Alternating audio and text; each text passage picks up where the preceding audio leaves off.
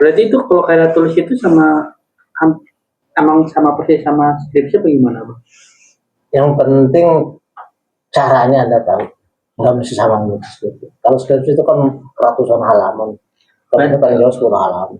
Oh, berarti kayak ini ya, Bang? Kayak karya ilmiah bukan? Iya, memang karya ilmiah. Ya. Ilmiah. Enggak, kalau saya juga pernah ngerjain karya. Bukan kemarin saya udah kirim contohnya. Ya, kayak gitu modelnya. Ya, jadi ini ada start. Udah. Oke, jadi gitu ya. Seperti saya bilang tadi bahwa saya ingin memanfaatkan waktu saya supaya lebih produktif. Yaitu bagaimana saya mentargetkan bisa menjadi reviewer di jurnal-jurnal ilmiah. Karena saya tahu sekarang kan banyak sekali jurnal ilmiah, apalagi bagi dosen itu kan setiap semester harus ada yang namanya BKD, bukti kegiatan dosen. Bukti kegiatan dosen itu salah satunya dari Tridharma perguruan tinggi adalah dosen harus membuat karya tulis ilmiah.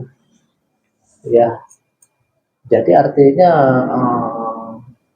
terbuka peluang bagi saya untuk membantu para teman-teman membuat karya tulis. Apakah menjadi konsultan atau apalah, gitu ya. Jadi dari situ, tapi kan ketika saya mentargetkan untuk jadi reviewer karya tulis ilmiah di berbagai jurnal, saya nggak mau istilah kasarnya, saya nggak mau pintar sendirian. Saya harus berbagi juga dengan mahasiswa, karena saya tahu bahwa mahasiswa juga masih kebingungan untuk bikin karya tulis, apalagi nanti sudah skripsi. Jadi target saya setelah ikut kegiatannya ini, Anda nanti sudah bisa membuat karya tulis ilmiah. Makanya kemudian nanti syarat pertamanya adalah ya Anda berlima nih dalam satu kelompok, Anda berunding kira-kira apa sih yang mau ditulis terkait dengan mata pelajaran, terkait dengan kuliah ya. Kalau ini kuliahnya apa? PPKN ya, pendidikan kewarganegaraan. Berarti cari topik di kuliah PPKN itu yang pertama harus aktual. Jangan kasus-kasus zaman baheula. Nggak usah bahas kasus zaman Napoleon, kejauhan. Yang sekarang terjadi dalam masyarakat. Kewarganegaraan itu kan mencakup macam-macam aspek, sangat luas ya. Bisa politik, bisa sosial, bisa budaya, bisa agama, bisa ekonomi, apapun juga. Nah, cari tema yang kelihatannya menarik untuk bisa dibahas. Oke, itu satu langkahnya. Udah apa tuh, Jik? Gimana? Udah ketahuan? Udah berunding apa? Kemarin udah ada sih. Apa? Apa? Ini topiknya apa yang udah dimenjal? Lupa Bang kemarin. Ini lupa lu nih dari grup tentang. Bilang aja kamu si Rizik yang suruh kerja sendiri. Iya, enggak Bang ya, jangan nggak berunding. Ini Suliana juga nggak ikut berunding kali ini. Udah di grup. Iya, kalau bela negara dan karakter bangsa sama hukum dan warga negara. Oke, bela negara. Satu lagi? Hukum dan warga negara. Hukum dan warga negara. Jadi fungsi hukum kan 3, satu lagi. Ini 3 opsi. 3 lah, satu runding. Oke, nanti setelah mainin apa satu lagi nih yang HAM. Kenapa HAM? Yang hak asasi manusia. Korupsi. Oke, jadi dari 3 itu nanti kita rundingkan mau milih yang mana. Oke. Setelah kita milih judul, Anda harus bisa mengemukakan masalah itu ada apa di sana gitu. Misalnya Anda pilih HAM, maka fokus lebih jauhnya adalah ada apa dengan masalah HAM. Apa menariknya ngomongin tentang itu? Oke, apa menariknya ngomongin tentang itu? Terus kemudian juga apa manfaatnya? Nulis tentang HAM itu apa manfaatnya? Bukan bagi kita, bagi masyarakat yang membaca, ya, dan juga dalam perkembangan teoretik apa manfaatnya? Gitu. Jadi yang kita kerjakan bukan sesuatu yang something useless ya, harus sesuatu yang memang ada manfaatnya. Nah, sesuai dengan filsafat pertama ada wah ini menarik. Terus kemudian epistemologi bagaimana caranya meneliti. Yang ketiga ada nggak manfaatnya kan gitu. Jadi kita melakukan kegiatan ini juga berdasarkan prinsip dari filsafat, ya. Nggak bisa asal-asalan. Pertama apa menariknya, ya kan? Apa kasusnya, ya. Terus kemudian bagaimana kita meneliti itu, mendapatkan datanya, pembahasannya, metodologinya. Nah, terus kemudian yang terakhir adalah apa manfaatnya. Apa manfaatnya kita ngomongin tentang itu. Baik bagi kampus secara universitas, baik bagi kita secara mahasiswa, sebagai mahasiswa, dan juga bagi pengembangan teori-teori tentang kewarganegaraan gitu. Nanti setelah kita bisa memahami, oh masalahnya adalah ini, terus kemudian juga tahu manfaatnya, ya. Yang paling penting juga Anda harus bisa memastikan akses datanya nggak susah. Jadi ngapain cari sesuatu yang datanya kayaknya ada di mana gitu, kita pusing nyarinya. Harus yang gampang kita cari. Nanti dalam penulisan skripsi nanti di semester 8 begitu. Ada masalah, apa menariknya masalah itu, apa gunanya masalah itu dibahas, ya kan? Terus kita juga bisalah membahas masalah itu, artinya nggak kosong, nggak ngeblank, tapi kita punya bekal di situ. Yang berikutnya adalah yang tadi saya katakan, yaitu harus ada kemanfaatannya. Akses datanya juga gampang, jangan yang susah-susah. Ya kan, misalnya kamu nulis skripsi tentang bagaimana hak asasi manusia di Papua, gimana emang kamu bisa ke Papua? Walaupun bisa data sekunder, tapi kan tergantung juga sih kamu pakai data primer, sekunder, atau tersier. Primer artinya kita tuh langsung melakukan penelitian, langsung ngomong sama wawancara. Sekunder artinya berdasarkan data-data dokumen. Tersier data-data pendukung yang nggak langsung berkaitan. Gitu. Oke, nanti itu apa namanya untuk bagian pertama tuh. Kalau deskripsi itu bab 1. Latar belakangnya, ya kan, apa menariknya, apa manfaatnya, dan juga harus kamu teliti juga ada siapa aja sih yang udah ngomong tentang itu. Jadi harus mencari referensi. Ketika Anda bicara tentang hak asasi manusia dan ada judul yang Anda pilih, Anda harus bisa mencari, menelusur kemarin-kemarin siapa aja orang ngomongin ginian. Referensi, paling enggak 3 referensi. Ya kan, sebagai sebuah perbandingan. Sehingga dari sana nanti kita akan menemukan ada gap. Gap artinya ada sesuatu yang mereka belum bahas. Itulah. Ada sesuatu yang menjadi celah sehingga ini menarik untuk kita bahas karena mereka itu yang kita ambil sebagai referensi 3 itu nggak pernah bahas ini gitu. Ataupun bahas tapi nggak menyeluruh gitu. Jadi Anda berhasil menemukan sesuatu yang novelty. Skripsi itu harus ada novelty. Harus ada something new-nya apa? Harus ada kebaruan. Saya kadang-kadang kalau misalnya ngajar dosen skripsi di bidang SDM, akan keluar itu pengaruh disiplin, pengaruh penghasilan, pengaruh aturan kerja dan sebagainya terhadap kinerja karyawan.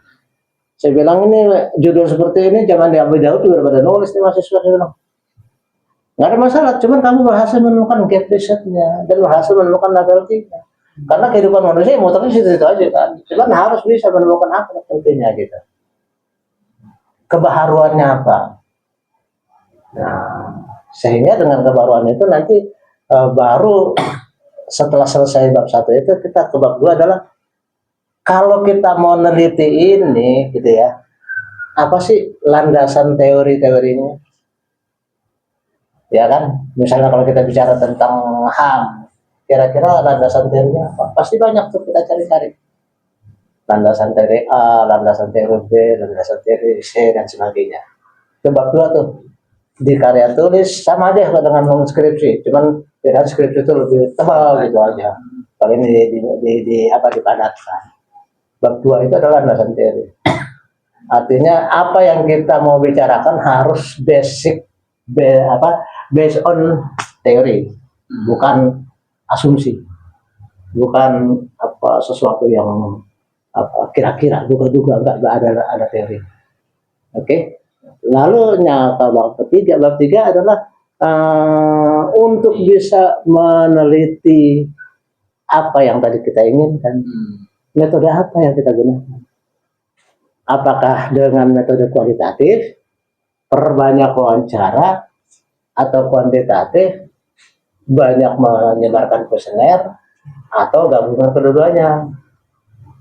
Ya, itu bisa dipakai lagi juga dengan gabungan metode-metode lain, sehingga kita bisa menemukan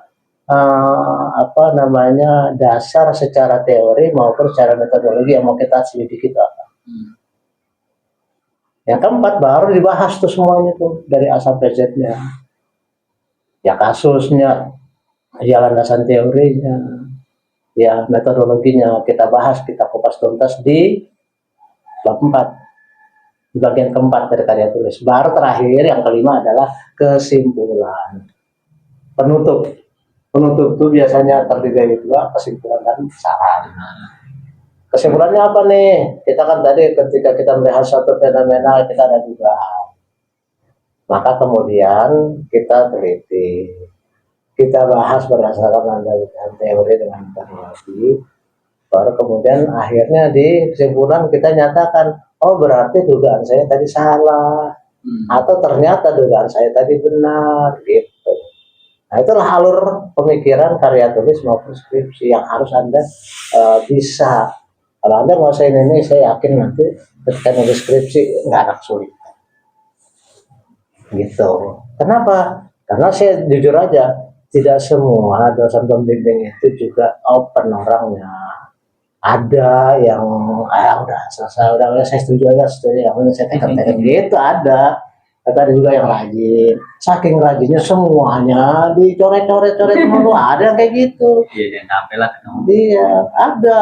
Ya saya nggak perlu nyebutin karena nanti dan jangan sampai ketemu aja nih. Udah tahu kan orangnya kan, itu nanti dicoret-coret semua saking rajinnya, itu saking telitinya. Tapi ada juga yang ya udahlah saya tekan. Udah mencepat. Nanti dibilang apa? Kamu lulus saya nggak untung, kamu nggak lulus saya nggak rugi. Terserah kamu gitu kan.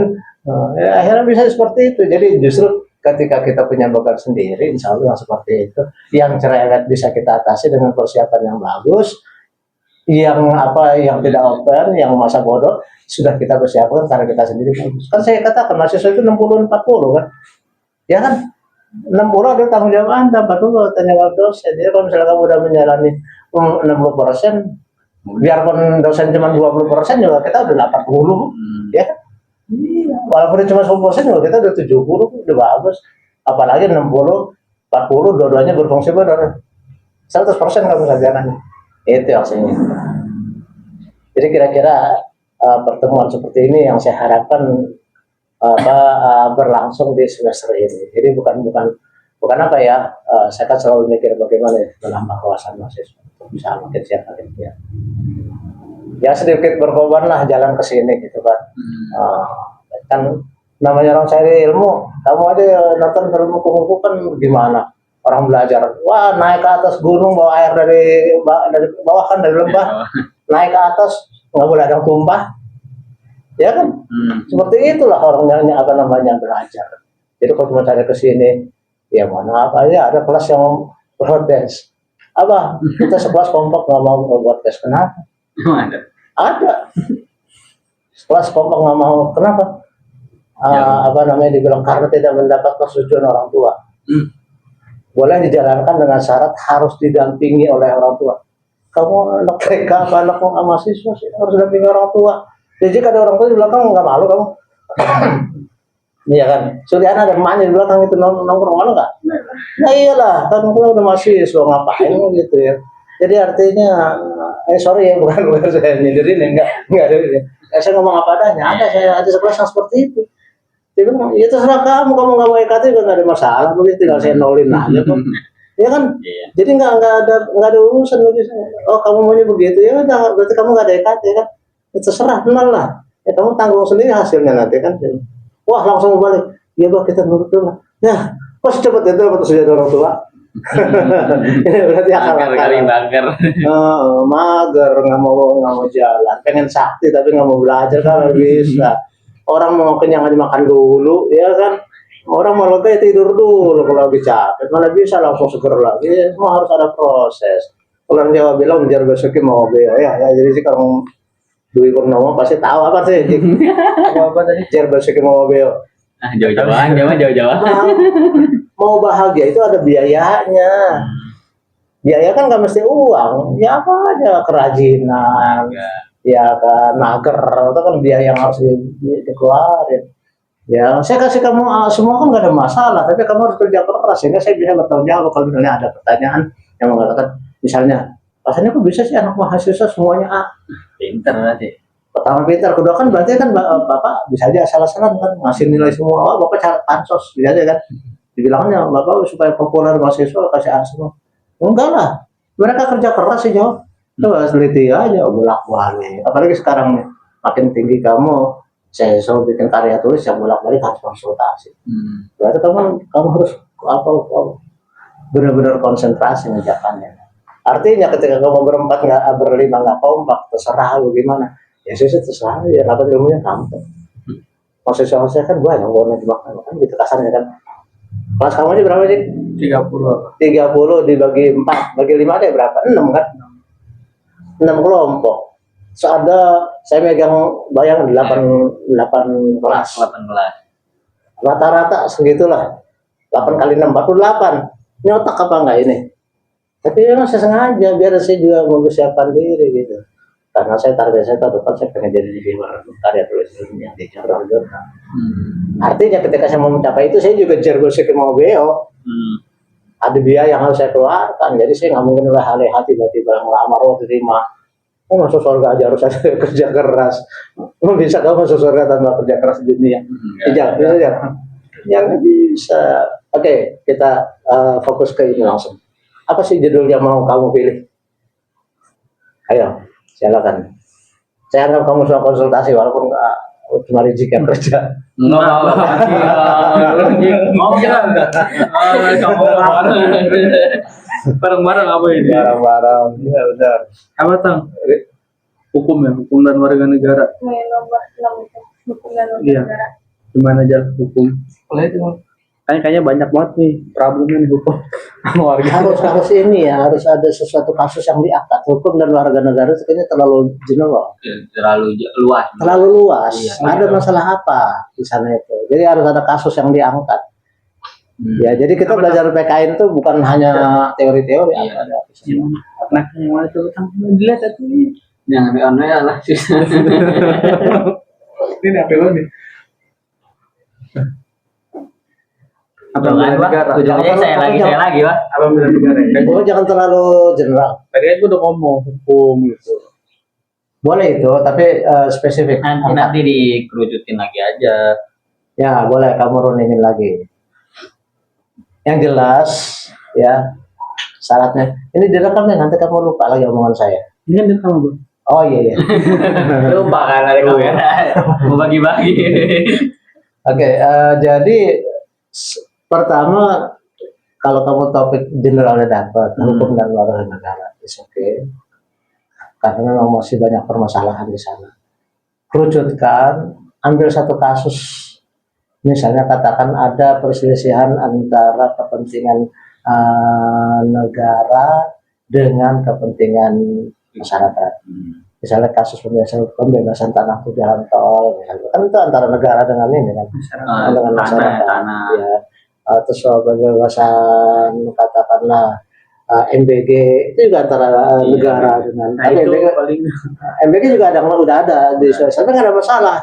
Kan saya bilang tadi suatu judul yang udah dari zaman Nabi Nuh aja udah masih bisa ini, asal ketemu novelty-nya, asal ketemu riset gap-nya nggak masalah. Berarti kalau karya politik itu kita nyari suatu masalahnya bang, itu kita sebagaimanapun mungkin cari solusinya atau kita nyari narasumbernya dulu ya. Begini, ketika ketemu kasus, tujuan dari suatu karya ilmiah memang bermacam-macam.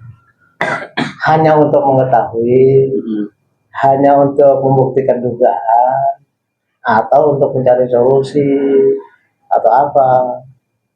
Nggak usah terlalu mencari solusi, nanti kamu harus menemukan teori baru, susah. Hanya untuk ini aja, wah ini ada masalah antara pemerintah dengan masyarakat. Ya misalnya kenapa kok pemerintah itu mengharuskan sekarang ini MBG itu merata ke seluruh Indonesia, padahal kan nggak semuanya butuh. Yang membutuhkan tuh daerah-daerah yang membutuhkan, daerah pelosok. Tapi pemerintah kan maunya semua. Nah, itu kan antara pemerintah dengan masyarakat. Nah, berarti kamu harus cari kasus yang lebih spesifiknya apa tentang itu. Oke? Setelah kamu temukan kasus itu apa, ya tentu harus kamu bisa menjelaskan kepada saya kenapa kamu nulis itu. Saya kalau nguji skripsi begitu, kamu ini apa? Judul apa? Ini. No, kenapa dipilih itu? Menurut pribadi. Menurut kamu ya, sebagai penulis, kenapa kamu pilih itu? Dia harus menjelaskan ini. Yang menarik. Masalah itu. Bagi dia. Tapi yang namanya skripsi itu kan bukan hanya untuk kamu, tapi kemanfaatan juga secara teori, secara ilmu, secara lembaga, bukan untuk dunia pribadi. Pribadi boleh, maka manfaatnya adalah untuk institusi, untuk akademik, dan untuk penulis. Jadi nggak boleh cuma hanya penulis gitu. Oke, tadi kembali ke masalah yang sudah kamu pilih apa, nanti kemudian harus kamu pikirkan juga kira-kira nulis ini gampang nggak ya? Akses datanya gampang nggak ya? Jangan sampai kita nulis yang aksesnya mungkin susah nyarinya atau sensitif atau politis, sangat politis dan sebagainya. Cari yang aman-aman aja, karena baru latihan. Ya, terus kemudian setelah itu kamu cari jurnal-jurnal yang ngomongin tentang itu juga, ya kan? Paling tidak 3 jurnal. Baru kemudian nanti kamu temukan gap risetnya apa, celah penelitian itu apa, untuk menemukan apa? Untuk menemukan novelty. Karena suatu karya ilmiah itu yang paling penting adalah novelty. Ada kebaruan, jadi tidak mengulang-ulang suatu hal yang sudah terjadi, tapi ada sesuatu yang barunya. Oke, sampai itu jelas. Ditambah lagi nanti ada landasan-landasan teori akan digunakan untuk menjelaskan apa yang kita teliti tadi. Ya, di akhir bab 1 nanti bisa aja ya seperti yang ditanyakan tadi, bisa berupa suatu pertanyaan. Oh, berarti itu namanya hipotesa. Menurut dugaan saya, dalam kasus ini ada terjadi sesuatu. Itu yang ingin dibuktikan dalam penelitian. Makanya berdasarkan teori, berdasarkan metodologi dan pembahasan macam-macam, finally disimpulan ternyata dugaan saya salah atau dugaan saya ternyata benar, buktinya ini. Terus bagus ada kayak itu udah runut seperti itu. Oke. Silakan tanya supaya ini. Dan saya meminta hari ini supaya nggak sia-sia, walaupun nanti nggak terlalu terus ini cukup aja atau rekamannya segitu aja. Saya minta harus ada judul yang disepakati sehingga nggak sia-sia. Nanti nggak perlu kesini lagi, kita ketemu di mana aja lah sambil ngopi di warteg dulu. Jadi santai ngobrol-ngobrol. Kan di sini ada Juragan Lintang kan yang amin ya Allah dong kan, kamu kan doain ya Allah. Tapi nanti kan bulan puasa ya. Terus sekarang mah ya nggak bisa. Kita ngobrol-ngobrol santai. Itu kalau mungkin apa ada referensinya gitu kalau nyari jurnal atau nyari gampang sih, di internet banyak ya kalau sekarang ini kenapa saya begitu bersemangat bikin ini? Karena sekarang kan ada AI. Iya. Kalau ya, nih sekarang gini nih, ntar nih, makanya saya minta hari ini. Kamu tulis aja di ChatGPT atau apa, segala macam. Topik apa yang aktual dalam masalah pendidikan kewarganegaraan tentang hubungan negara dengan masyarakat. Keluar. Keluar tuh banyak. Oke, satu. Terus kedua, apa judul mana yang paling menarik untuk saya pilih? Keluar lagi. Iya, gitu sekarang. Gitu. Terus kemudian apalagi apa manfaatnya menit ini? Keluar lagi. Semua udah memanfaatkan AI sekarang, makanya saya berani bilang bahwa kamu semua hasil dari ini apa namanya Kayak juga lancar. sih, kayak Nah, juga. kayak zaman dulu, kok zaman dulu mah serba susah. Zaman saya benar-benar buku, harus buku benar-benaran. Tapi memang keisi karena benar-benar baca. Kalau sekarang serba AI ya situ-situ doang. Jadi ada kekuatan, ada kelemahan, ada kelebihan dan kekurangannya. Tidak enak. Saya juga pernah nyari di buku bahkan ya ilmiah itu pakai bahasa Arab. Itu gebet-gebet buku di pondok. Kamu bisa bahasa Arab berarti? Ya bisa sih, Oh, gua. nggak banyak juga. Gitu Boleh kalau mau cari referensi pakai bahasa Arab biar saya Jangan ada yang kerja itu mah. Maksudnya biar Jack bingung gitu. Saya bisa ngejelasin juga nggak? Bisa kok. Tapi Tahu itu nama juga ya. siapa. Ada referensi berbahasa apa namanya ini juga ya, karena buku-buku jurnal berbahasa Inggris juga.